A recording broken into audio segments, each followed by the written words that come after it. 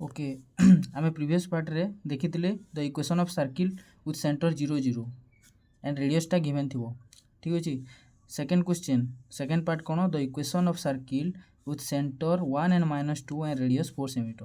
Before going to this question आम कौन गोटे ग्राफ ड्र करवा गोटे X axis and Y axis गोटे सर्किल अच्छी तार सेंटर हूँ एच एंड के आ गोटे पॉइंट पी अच्छी सर्किल रे तार कोऑर्डिनेट होची एक्स एंड वाई।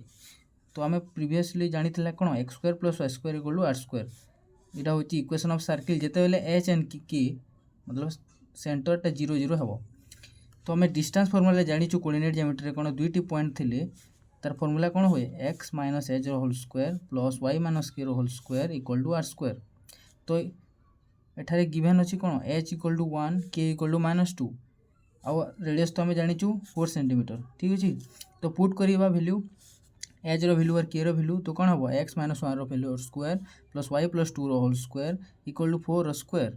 तो यहाँ सल्व कलापर कौन हम x square plus Y square -2x plus 4y equal to 12 this is your answer ठीक अच्छे। यहाँ तो आम कौन सल्व कर किंतु आंसर तो MCQ थी तो यार आंसर डायरेक्ट आमको कौन जानवर अच्छे कौन केवल ये फर्मूलाटा इम्पोर्टाट ठीक अच्छे।